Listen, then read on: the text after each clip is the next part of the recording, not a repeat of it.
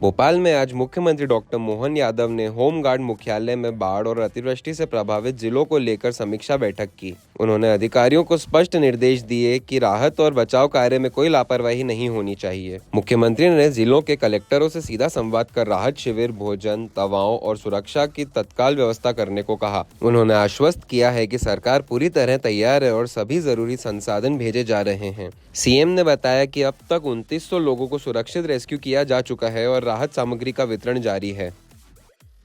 मौसम का मिजाज बना हुआ है, इसके कारण से असामान्य वर्षा हो रही है। वर्षा काल में भी एक तरफ गुना में लगभग 12 इंच के आसपास, अकेले 27 घंटे में भोपाल में 7 इंच के आसपास जब बारिश हो रही है तो स्वाभाविक रूप से सारे हालात पे थोड़ा सा तनाव आता है।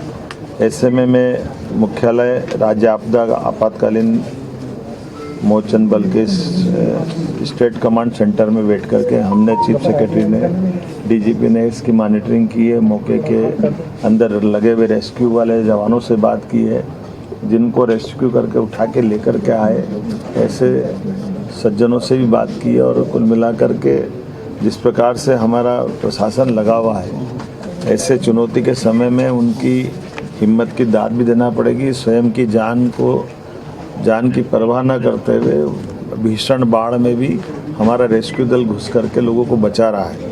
और एक एक करके हर जिले के अंदर बड़ी संख्या में, जैसे शिवपुरी में बच्चों की एक बस ही बह रही थी, ऐसे में बच्चों को भी बचाया और सारी चीज़ों पे कंट्रोल पाया। बस से निकालते निकालते 2 बच्चे बहकर निकल गए, आगे तक चले गए थे, लेकिन हमारे बचाव दल ने उनको भी बचाने का बड़ा काम किया है।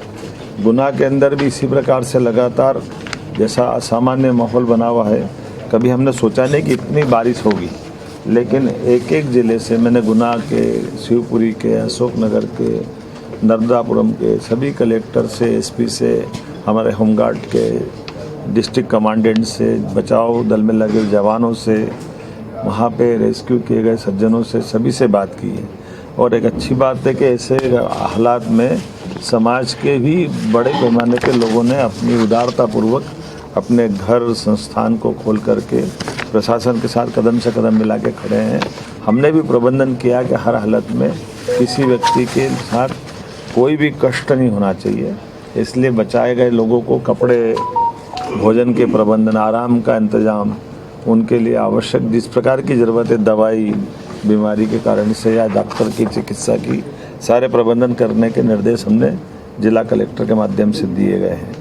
अगर मैं संख्या के आंकड़े की बात करूं तो वैसे तो ये अपने आप में ही पूरा हमारा जो समाचार है, बीते 24 घंटे के अंदर भारी वर्षा जो हुई है उसमें लगभग प्रदेश के छिंदवाड़ा, जबलपुर, नरसिंहपुर, सागर, आगरमालवा, अलीराजपुर, बड़वानी, बैतूल, भोपाल, धार, गुना, हरदा, खंडवा, खरगोन, मुरैना, नर्मदापुरम, नीमच, रायसेन, राजगढ़, सीहोर, श्योपुर और विदिशा में अधिक वर्षा दर्ज की गई है।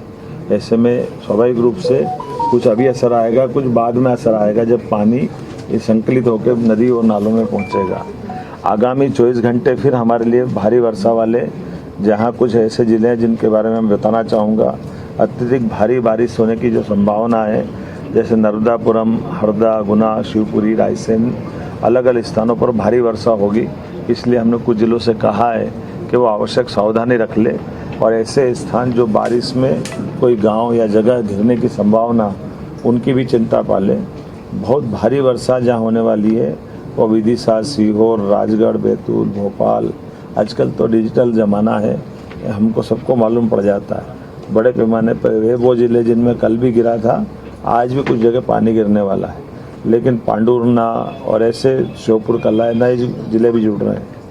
और भारी वर्षा वाले भी एक तरह से पूरे प्रदेश के अंदर ही बारिश की संभावना बनी हुई है। तो ऐसे में आप सबसे अपील करता हूँ कि जिनको बहुत ज़रूरी हो वही घर से निकलें।